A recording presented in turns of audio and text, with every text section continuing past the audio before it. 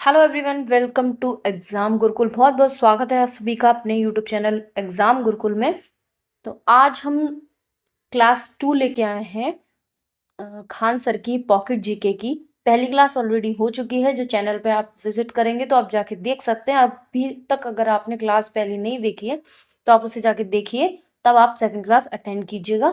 और अभी तक अगर आपने चैनल को सब्सक्राइब नहीं किया है तो चैनल को भी सब्सक्राइब कर लीजिए, ये क्योंकि यहाँ हम खान सर की सारी बुक, चाहे वो पॉकेट जीके हो या जितनी भी बुक्स हैं, उन सभी को डिटेल में बारी बारी पढ़ेंगे, बारी बारी उनको कंप्लीट करने वाले हैं। तो चलिए शुरुआत करते हैं। थोड़ा सा हम पूरा डिस्कस कर चुके हैं, पहले देख लेते हैं कि हम प्रीवियस क्लास में क्या क्या पढ़ चुके हैं। सिलेबस हम पूरा डिस्कस कर चुके हैं कि हमारे पास सिलेबस क्या क्या है, क्या क्या हमें पढ़ना है। और ये भी हम पूरा पढ़ चुके हैं कि कल कि प्राचीन भारत क्या था, प्राचीन भारत क्या होता है, पुरातात्विक स्रोत क्या होते हैं, अभिलेख क्या होते हैं, सिक्के क्या होते हैं, साहित्यिक स्रोत कौन कौन से होते हैं, वैदिक साहित्य भी हम पढ़ चुके हैं। आज हम पढ़ने वाले हैं, वो हम पढ़ेंगे ब्राह्मण साहित्य। ब्राह्मण साहित्य क्या होता है, उसके लिए मैं थोड़ा सा इसको जूम कर लेती हूँ जिससे आपको थोड़ा क्लियर हो जाए। एक सेकेंड।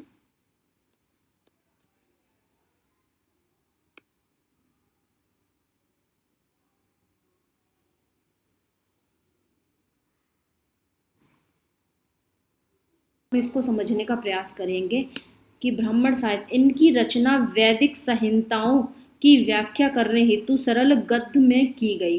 ब्रह्म का अर्थ होता है यज्ञ। अंततः यज्ञ के विषयों का प्रतिपादन करने वाला ग्रंथ ब्राह्मण कहलाते हैं। ऐत्रेय, ऐत्रेय एक उपनिषद है। ऐत्रेय में राज्याभिषेक के नियम एवं प्राचीन राजाओं के नाम दिए गए हैं। शतपथ ब्राह्मण में गांधार, शल्भ, केकय, कुरु, पांचाल, कौशल, विदेह आदि राजाओं के नाम उल्लिखित हैं। अब थोड़ा हम इसको सिंपल भाषा में समझ लेते हैं कि ब्राह्मण साहित्य क्या होता है, किस तरीके का ग्रंथ होता है, किस तरीके की पुस्तक होती हैं। तो क्या होता है, क्या है ये वो किताबें हैं जो वेदों, मतलब पुरानी जो धार्मिक किताबें हैं, उनको आसान तरीके से समझाने के लिए लिखी गई। इनमें पूजा पाठ, यज्ञ, हवन और उनके मतलब बताए गए हैं। सीधा मतलब समझें तो वेद की मुश्किल बातों को आम लोगों तक पहुंचाने का काम करती हैं ये ब्राह्मण ग्रंथ। अब बात करते हैं वेद, उपनिषद, ब्राह्मण, आरण्यक, ये क्या होते हैं, इनको हम थोड़ा समझ लेते हैं। वेद, वेद जैसा कि आपने पहले मैं आपको बता चुकी हूँ, वेद हमारे 4 होते हैं। एक ऋग्वेद, एक यजुर्वेद, तीसरा सामवेद, चौथा अथर्ववेद। 4 हमारे वेद होते हैं। इनके बारे में ऑलरेडी हम प्रीवियस क्लास में डिस्कस कर चुके हैं। तो वेद सबसे पुरानी और मुख्य धार्मिक किताबें हैं। उपनिषद क्या होते हैं, उपनिषद ये गहरे विचारों वाली, ये उपनिषद जो हैं ये गहरे विचारों वाली किताबें हैं जो बताती हैं कि हम कौन हैं और दुनिया क्या है। अब बात करते हैं ब्राह्मण की। तो ब्राह्मण, इन किताबों में वेदों में बताए गए पूजा पाठ और यज्ञ के तरीके समझाए गए हैं। मतलब कि एक ब्राह्मण, जिसे आज हम पूजा पाठ के लिए अपने घर पे बुलाते हैं, सही मायने में ब्राह्मण साहित्य हुआ करता था, ब्राह्मण नामक ग्रंथ हुआ करता था, जिसमें पूजा पाठ, यज्ञ, हवन और जितने भी प्रतिपादन होते थे उन सभी से संबंधित मंत्र, उनके उच्चारण, उन सभी से संबंधित एक सरल भाषा में उल्लेखित किया गया था उनको। तो उसी को ब्राह्मण कहते हैं। आर्य की बात करें, ये ब्राह्मण व और उपनिषद के बीच की कड़ी है। इसमें जंगल में रहने वाले साधुओं के लिए कुछ खास आध्यात्मिक बातें लिखी हैं। अब आगे हम पढ़ेंगे स्मृति साहित्य कि स्मृति साहित्य क्या होता है, लेकिन आर्यक साहित्य से जुड़ी हुई जो हमारी इस किताब में बातें दी गई हैं, हम थोड़ा सा पहले उनको डिस्कस कर लेते हैं कि वह क्या होती हैं। इनकी रचना जंगलों यानी आरण्य में पढ़ाए जाने के कारण आरण्यक कहा जाता है इन्हें।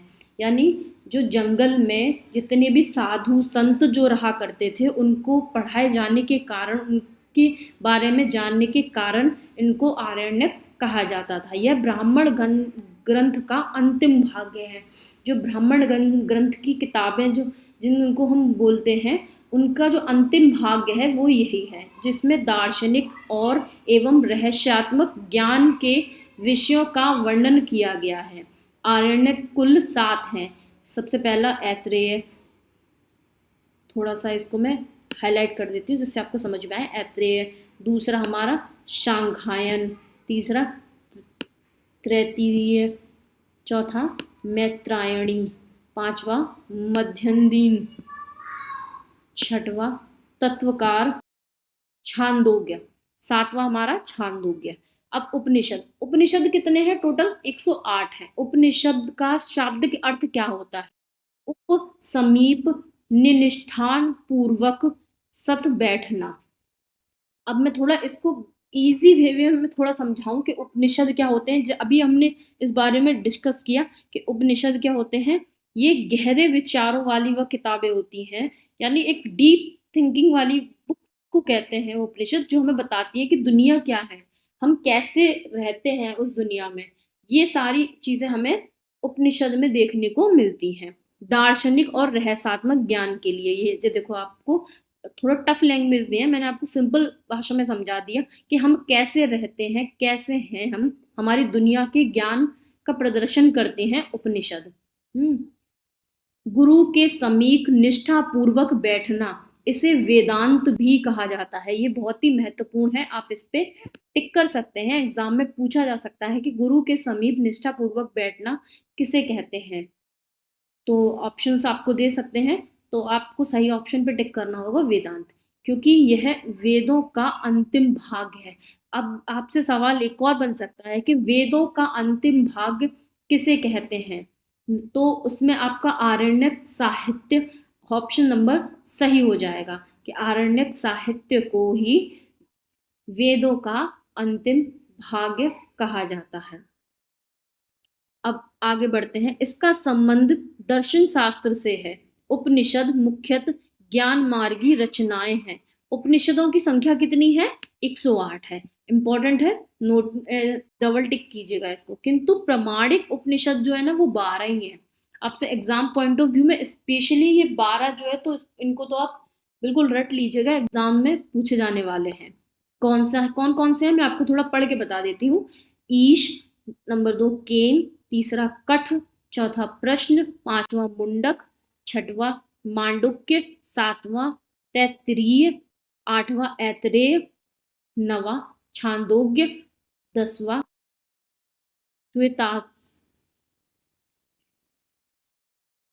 श्वेताश्वतर, 11वां कौशिकी, 12वां ब्रह्मदारण्यक। शंकराचार्य बहुत बड़े महर्षि थे एक। शंकराचार्य ने आरंभिक 10 उपनिषदों का भाव्य लिखा है। कठोपनिषद में यम व नचिकेता का संवाद है। छांदोग्य उपनिषद में बौद्ध धर्म का पंचशील सिद्धांत व श्री कृष्ण का प्राचीनतम उल्लेख है। अब यहाँ पे सबसे महत्वपूर्ण मैं आपको ये लाइन बताने जा रही हूँ कि अगर आपसे सवाल पूछ ले कि सबसे प्रथम बार श्री कृष्ण का उल्लेख, उनके सिद्धांत का उल्लेख कौन से धर्म में किया गया है और कौन से उपनिषद में किया गया है, तो छांदोग्य उपनिषद में बौद्ध धर्म का पंचशील सिद्धांत व श्री कृष्ण का प्राचीनतम उल्लेख मिलता है। भारत का राष्ट्रीय आदर्श वाक्य सत्यमेव जयते, सत्यमेव जयते मुंडकोपनिषद से लिया गया है। ये सवाल तो हजारों बार ही आ चुका है, बहुत बार रिपीट भी हुआ है। यूपी पुलिस के एग्जाम्स में तो बहुत ही बार ही आ चुका है ये सवाल कि सत्यमेव जयते कौन से उपनिषद से लिया गया है, वो मुंडकोपनिषद से लिया गया है। ये फैक्ट्स हैं, इसमें समझने वाला कोई भी कॉन्सेप्ट नहीं है, इनको तो आपको याद ही करना होगा। जहां जहां समझने का होगा वहां मैं आपको साथ ही साथ समझाते हुए चलूंगी। जावालोपनिषद के चारों आश्रमी व्यवस्था का उल्लेख मिलता है। ऐतरेय उपनिषद में बौद्ध धर्म का अष्टांगिक मार्ग का उल्लेख है। बृहदारण्यक उपनिषद में अहम ब्राह्मस्म पुनर्जन्म जन्म का सिद्धांत एवं याज्ञवल्क्य गार्गी संवाद का वर्णन मिलता है। पुनर्जन्म का सिद्धांत किसमें मिलता है? बृहदारण्यक उपनिषद में मिलता है। वेदांग क्या होता है? वेदांग वैदिक साहित्य को समझने हेतु इसकी रचना की गई। इनकी संख्या 6 है। कौन कौन से हैं? शिक्षा, कल्प, व्याकरण, निरुक्त, छंद, ज्योतिष, सूत्र। इसमें से कई सारे तो हम ऑलरेडी पढ़ते हैं। छंद को हम हिंदी में पढ़ते हैं, व्याकरण को हम हिंदी में पढ़ते हैं, शिक्षा ऑलरेडी पूरी एजुकेशन सिस्टम को ही शिक्षा कहा जाता है। वेदांग वेदों के अध्ययन को वेदांग कहा जाता है। व्याकरण का नाम धातुओं की रचना, उपसर्ग, प्रत्यय के प्रयोग, समास, यानी व्याकरण के जितने भी संधि उनका भी वर्णन यहाँ पे किया गया है। यानी ऐतिहासिक खंड की हम बात करें तो आरण्यक साहित्य में व्याकरण का, छंद का, ज्योतिष का, सूत्र का, सभी का वर्णन आपको देखने को मिलता है। छंद किसे कहते हैं? वैदिक मंत्र प्राय छंद वृद्ध है। छंद शास्त्र पर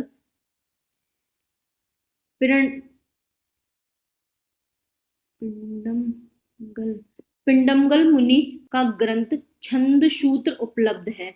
ज्योतिष, इससे ज्योतिष शास्त्र के विकास को दिखाया गया है। अब आपसे पूछ ले अगर कि ज्योतिष शास्त्र का विकास कब देखने को मिलता है, कौन से उपनिषद के तहत या कौन से साहित्य के तहत देखने को मिलता है? तो आरण्यक साहित्य के समय पे उपनिषद, वो आरण्यक साहित्य के समय ज्योतिष का विकास देखने को मिलता है। ज्योतिष में कुल 44 श्लोक हैं, यानी 44 श्लोक हैं। ये देखिए मैं यहाँ पे आपको टिक करके दिखा देती हूँ। 44 श्लोक हैं। सबसे प्राचीनतम आचार्य मगध मुनि है।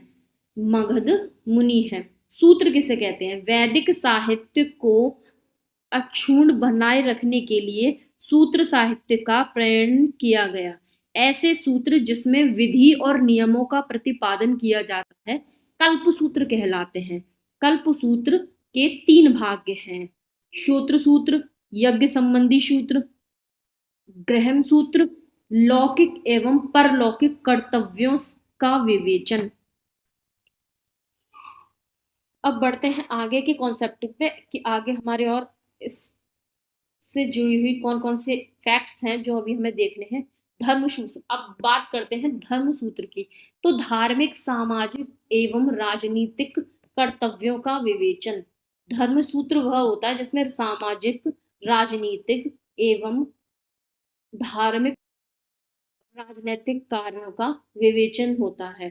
प्रमुख सूत्रकारों में गौतम, बौधायन, आप स्तंभ, वशिष्ठ आदि के नाम के विशेष रूप से उल्लेखनीय हैं।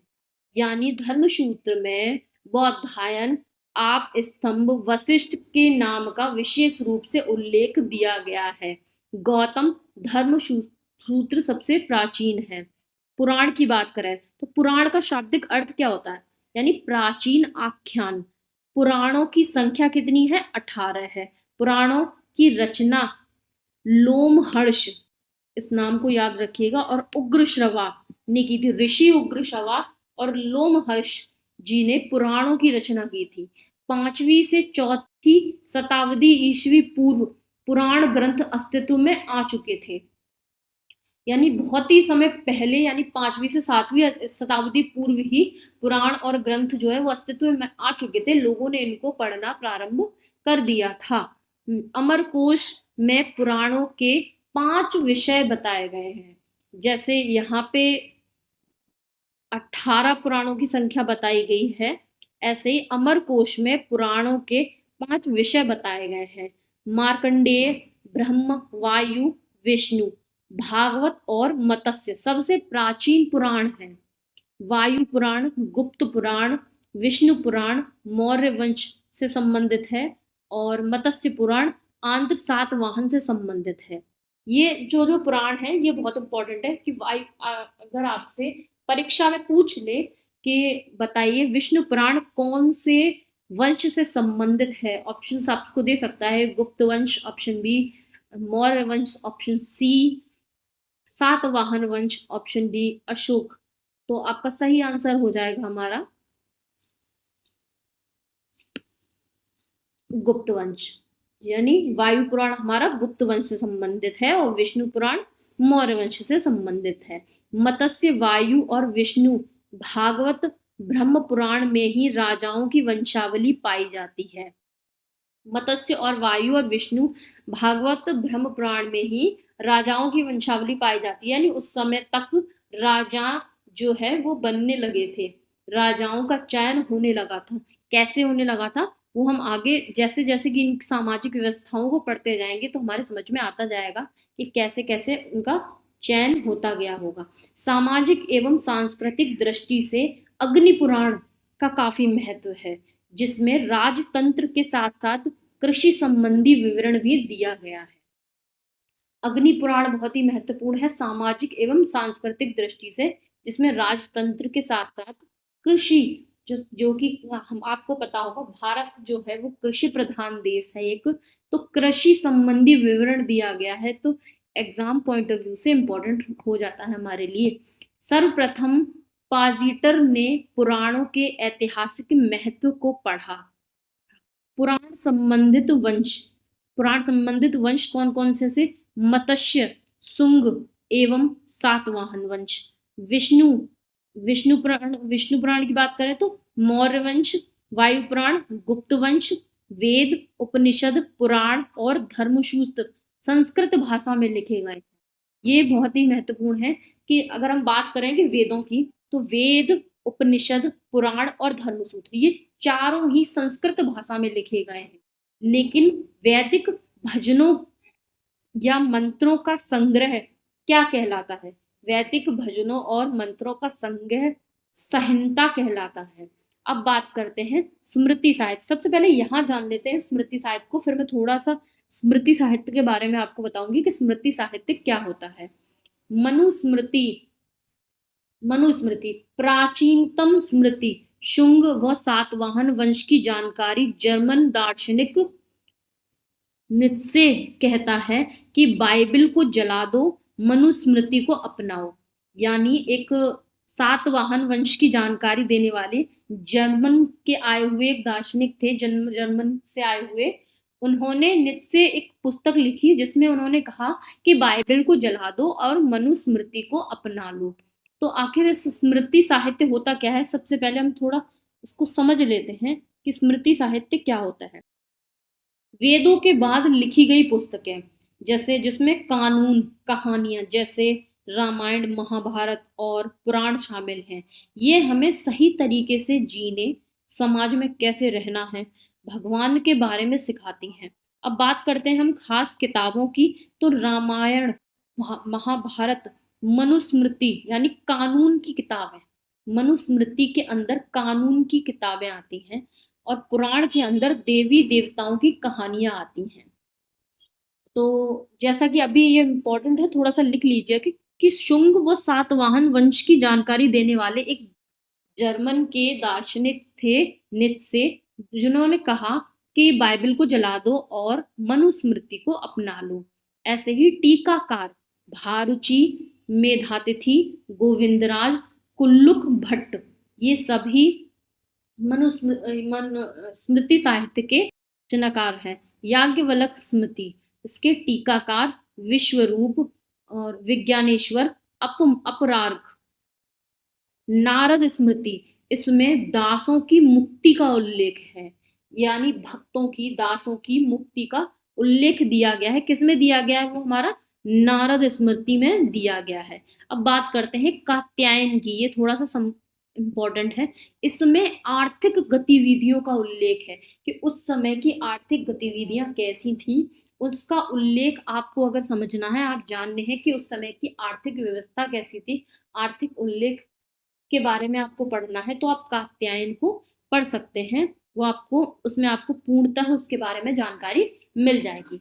अब बात करते हैं हम बौद्ध साहित्य की। बौद्ध साहित्य क्या होता है? बौद्ध साहित्य के बारे में बात करते हैं। भाषा, ज़्यादातर बौद्ध साहित्य में जो किताबें लिखी गई या जो भी बुक्स लिखी गई हमारी, वो पाली भाषा में लिखी गई। मुख्य किताबें कौन-कौन सी थी? त्रिपिटक यानी 3 पिटारे, सुक्त पिटक यानी बुद्ध की बातें, विनय पिटक साधु संतों के नियम, अभिधम्म पिटक यानी गहरे विचार। इनके मतलब को समझाने के लिए मैंने बस यहाँ पे इसको समझाया है कि जो इम्पोर्टेंट इम्पोर्टेंट बुक हैं, जो पूछी भी जाती हैं एग्ज़ाम से। एक और बुक है हमारी जैसे मकसद। मकसद क्या था बौद्ध धर्म का? कि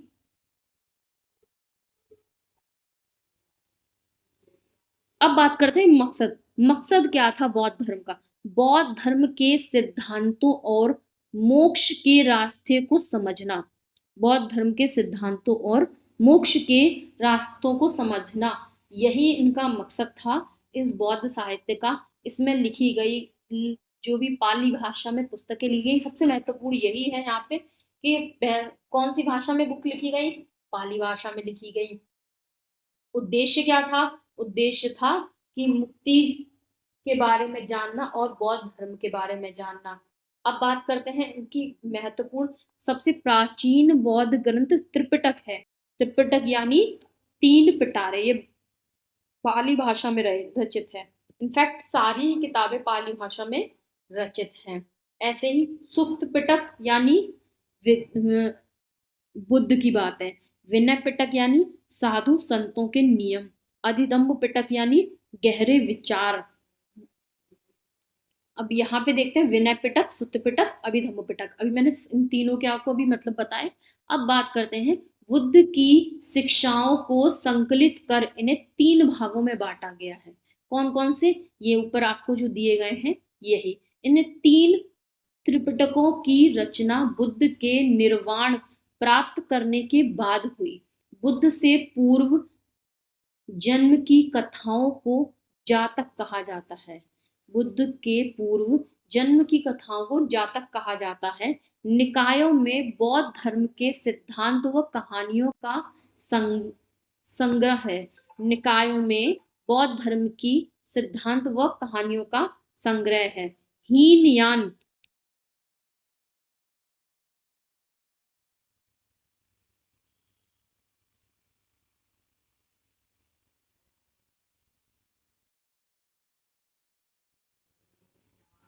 हो गया।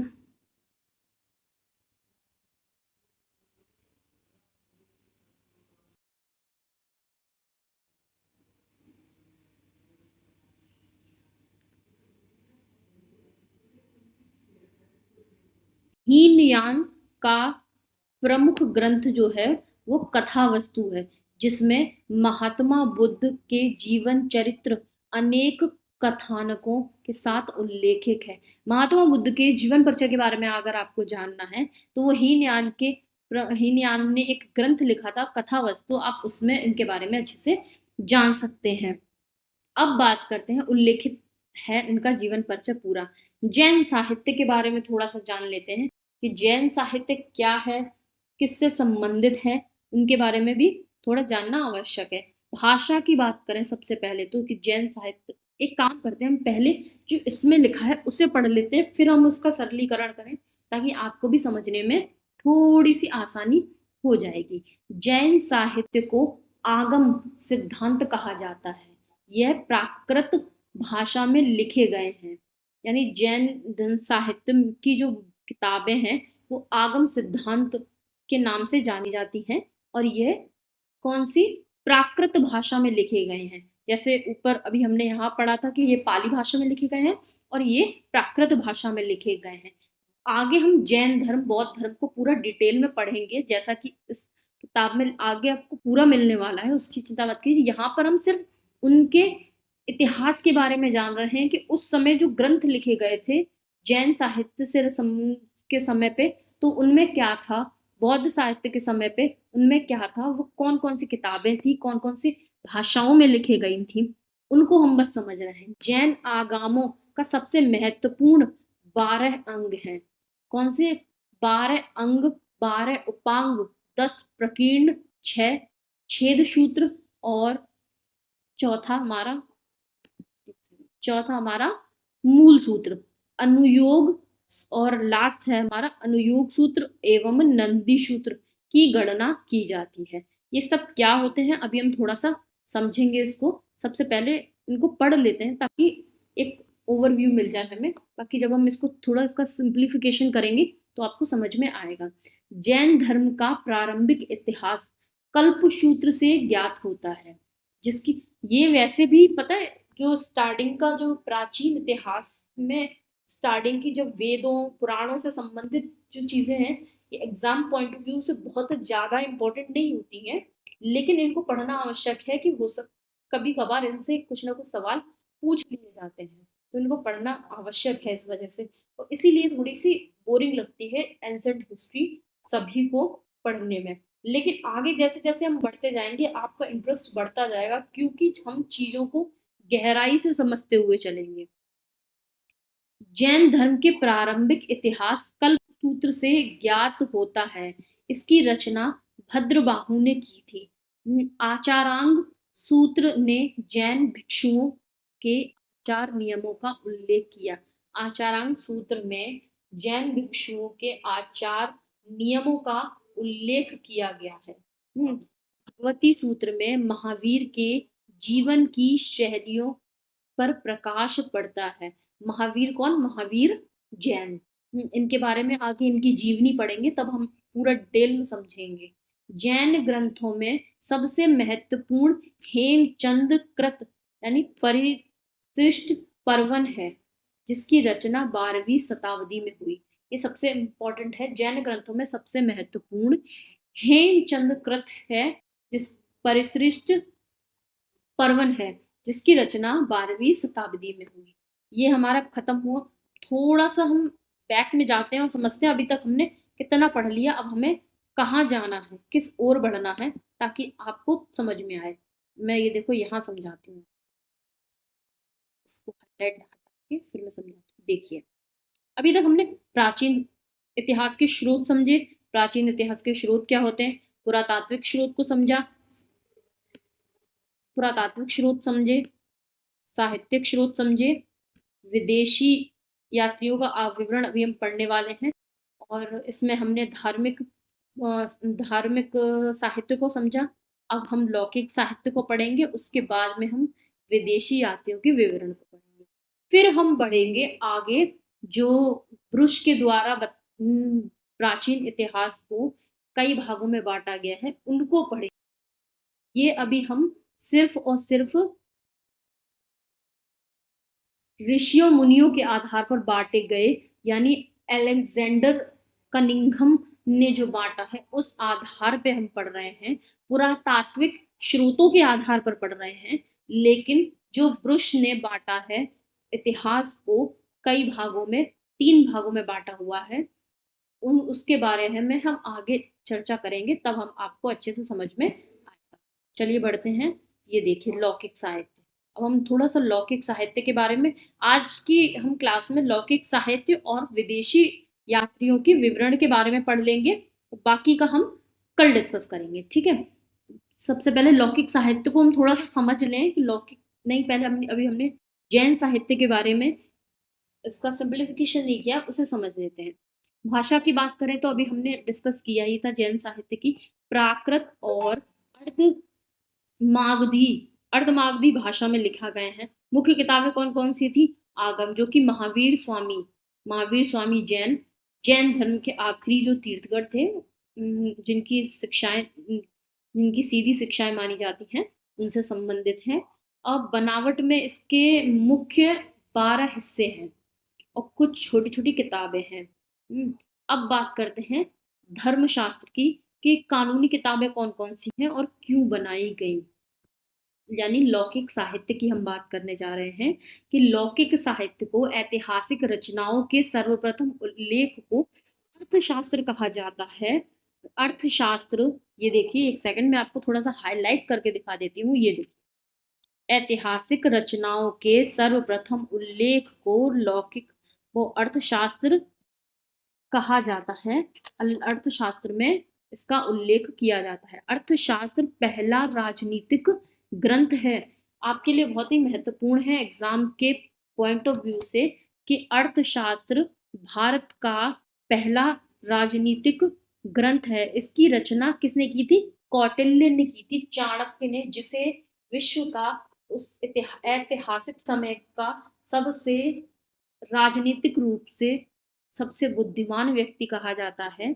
यह 15 अधिकरण एवं 180 प्रकरण में विभक्त है। यह मौर्यकालीन इतिहास एवं राजनीतिक के ज्ञान के लिए अर्थशास्त्र एक महत्वपूर्ण ग्रंथ है। यानी जो मौर्यकालीन इतिहास था, उस समय की राजनीति व्यवस्था, उस समय का राजनीतिक ज्ञान अर्थशास्त्र में एक दिया गया है और उस समय के लिए ये महत्वपूर्ण ग्रंथ है। थोड़ा सा इसको सिंपल वे में समझें अगर, तो अर्थशास्त्र का मतलब होता है कि कानूनी किताबें। तो ये कानून क्यों बनाए गए, ये किताबें समाज में, धर्म में वो अच्छे व्यवहार के लिए नियम बताती हैं। खास लेखक कौन कौन से थे? मनु, ज्ञानवल्क्य, पराशर, नारद, बृहस्पति। असर, इसका असर क्या हुआ? असर ये हुआ कि इन्होंने हिंदू कानून और समाज के तरीकों को बहुत प्रभावित किया। इस पुस्तक ने अर्थशास्त्र के थ्रू जो हमारा हिंदू समाज था उसको बहुत ही प्रभावित किया। संस्कृत साहित्य में ऐतिहासिक रचनाओं के सर्वाधिक महत्व कश्मीरी कवि कलहड़ द्वारा रचित राजतरंगिणी का महत्व है। यानी संस्कृत के एक साहित्य है, साहित्य में ऐतिहासिक रचनाओं में सर्वाधिक जो महत्व है वो कश्मीरी कवि कलहड़ द्वारा रची हुई किताब है एक, राज तरंगिणी, उसका है। अब इसी में कई सवाल बन रहे हैं। राज तरंगिणी नामक पुस्तक किस भाषा में लिखी गई थी? संस्कृत में लिखी गई थी। और किसने लिखी थी? कवि कलहड़ ने लिखी थी, कलहड़ द्वारा रचित थी। पुस्तक का, कलहड़ द्वारा रची गई पुस्तक का नाम क्या था? राज तरंगिणी था। इसमें कितने सर्ग हैं? 8 सर्ग हैं, जिन्हें तरंग कहा गया है। इसमें कश्मीर के शासकों का वर्णन है और संस्कृत साहित्य के ऐतिहासिक घटनाओं का क्रमबद्ध इतिहास लिखने का प्रथम प्रयास है। यानी संस्कृत में ऐतिहासिक घटनाओं का जो क्रमबद्ध इतिहास लिखने की कोशिश है वो पहली कोशिश है यहाँ से, जो प्रॉपर तरीके से इतिहास लिखा गया। एक ज्योतिष ग्रंथ है गार्गी संहिता, बहुत ही महत्वपूर्ण है, एग्जाम के पर्पस से बहुत आया गया है, एग्जाम में आए हैं सवाल है इससे, कि इसमें भारत पर होने वाला यवन आक्रमण का उल्लेख मिलता है। यानी भारत पर जो यवनों द्वारा आक्रमण हुआ था उसका उल्लेख मिलता है गार्गी संहिता में। ऐसे ही अष्टाध्यायी व्याकरण की प्रथम पुस्तक है, जिसके लेखक कौन है? पाणिनि। ये भी महत्वपूर्ण है कि व्याकरण की प्रथम पुस्तक का नाम क्या था? अष्टाध्यायी। उनके लेखक कौन थे? पाणिनि। कौन सी लिपि में लिखी गई? इसमें पहली बार लिपि शब्द का प्रयोग हुआ था। सॉरी, कौन सी लिपि में? इसमें सबसे पहली बार लिपि शब्द का प्रयोग हुआ। इसमें मौर्य से पूर्व का इतिहास तथा मौर्य काल के राजनीतिक अवस्था की जानकारी प्राप्त होती है। यानी मौर्य काल का इतिहास आपको अष्टाध्यायी व्याकरण की पुस्तक पाणिनि में पाणिनि द्वारा लिखित अष्टाध्यायी की जो बुक है उसमें आपको देखने को मिलती है। अब बात करते हैं 13वीं शताब्दी के आरंभ में अरब लोगों ने अरबी के सिंध का इतिहास लिखा। 13वीं शताब्दी के आरंभ में अरब के लोगों ने अरबी में सिंध का इतिहास लिखा, जिसका फारसी अनुवाद चचनामा नामक पुस्तक में है। बहुत ही महत्वपूर्ण है कि अरब के लोगों ने सिंध का इतिहास जो है वो अरबी भाषा में लिखा। वो कौन सी शताब्दी में लिखा? 13वीं शताब्दी में। और जिसका फारसी में जो अनुवाद किया गया वो चचनामा नामक पुस्तक में किया गया है। अब ये हमारा लौकिक साहित्य यहाँ पे समाप्त होता है। लौकिक साहित्य ये हमारा समाप्त होता है। अब हम पढ़ेंगे विदेशी यात्रियों का विवरण। विदेशी यात्रियों से मिलने वाली प्रमुख जानकारी। भारत में आने वाले विदेशी यात्रियों एवं लेखकों के विवरण से हमें भारतीय इतिहास को जानने में सहायता मिली, जिस जिनमें अनेक यूनानी, रोमन, अरबी और चीनी यात्री सम्मिलित हैं। थोड़ा सा आगे बढ़ते हैं। जैसे पहले थे हमारे यूनानी और रोमन लेखक।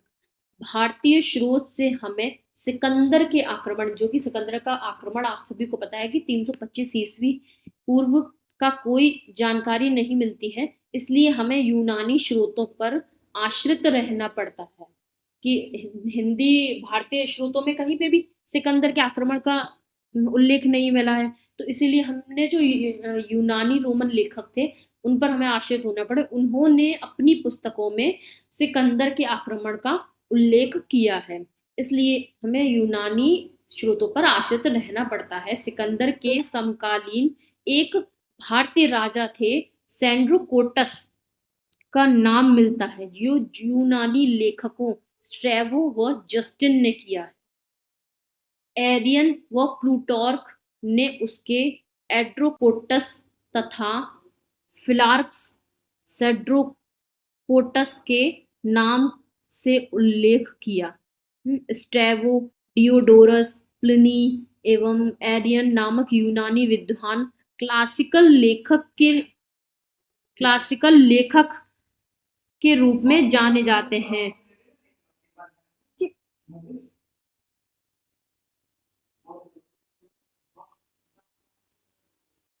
अब बात करते हैं पहला टेसियस। टेसियस क्या है? यह एक ईरानी राजवैद्य थे टेसियस नाम के। अगर आपसे एग्जाम में पूछता है तो आपको जवाब बहुत ही इजी है। नाम जो है, नाम तो आपको इसका कोई सिंप्लीफिकेशन नहीं किया जा सकता, नाम तो आपको याद रखना ही पड़ेगा कि टेसियस जो थे वो ईरानी राजवैद्य थे। हेरोडोटस, इन्हें इतिहास का पिता कहा जाता है, ये बहुत ही महत्वपूर्ण है।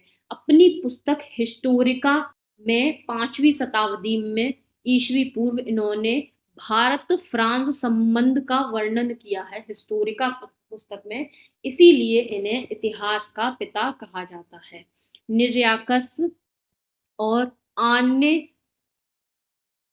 आने श्रीकीटस और आरिस्टोबुल्स, ये सभी लेखक सिकंदर के समकालीन व इनका विवरण अधिक प्रामाणिक व विश्वसनीय था। अब बात करते हैं चौथा, टालमी। दूसरी शताब्दी में भारत के भूगोल नामक पुस्तक लिखी गई। टॉलमी की दूसरी शताब्दी में भारत का भूगोल नामक पुस्तक लिखी गई।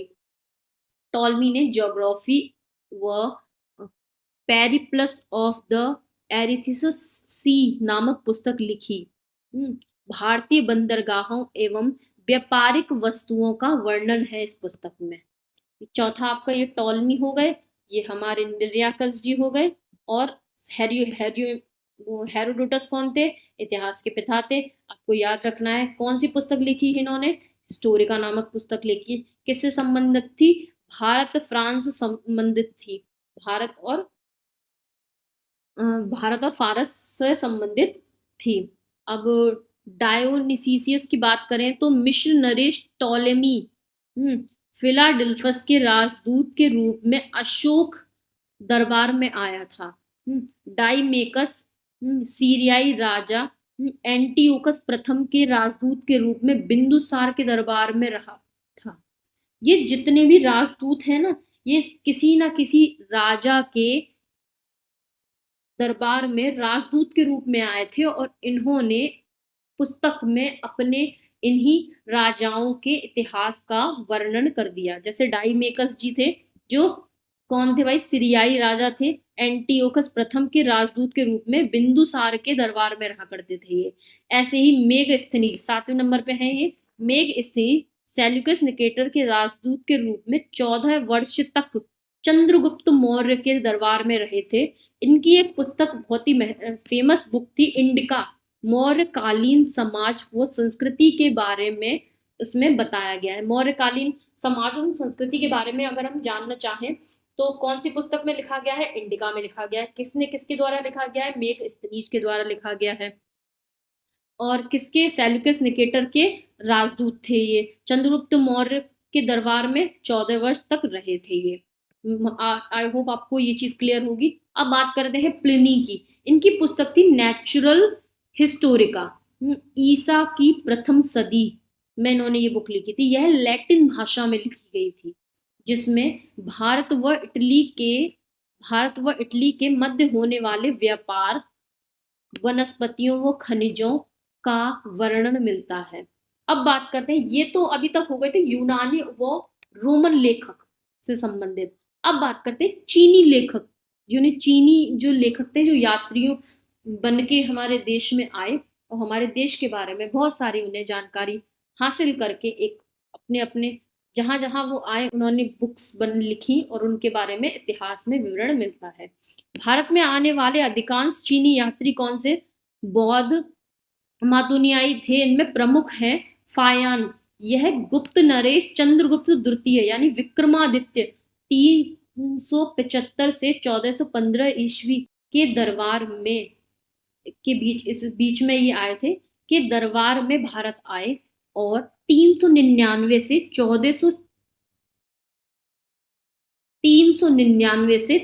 414 ईस्वी तक उसने भारत के विभिन्न स्थानों पर भ्रमण किया। उसने गुप्तकालीन भारत के सामाजिक, धार्मिक, आर्थिक स्थिति का विवरण किया। अब बात करते हैं, ये तो फायान की बात हो गई। इससे संबंधित क्या आपको याद रखना है कि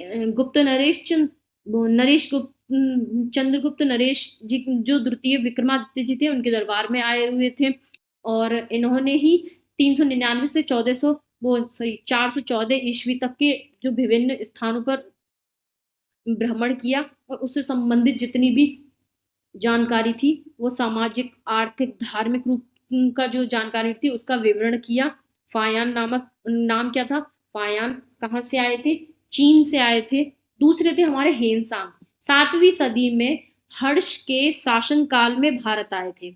वह भारत के 16 वर्षों तक रहे थे। हेनसांग भारत में 16 वर्षों तक रहे थे। 16 वर्ष तक उसने नालंदा विश्वविद्यालय में अध्ययन किया। महत्वपूर्ण है, पहले चीनी ऐसी यात्री थे जिन्होंने नालंदा विश्वविद्यालय में 16 वर्षों तक अध्ययन किया था।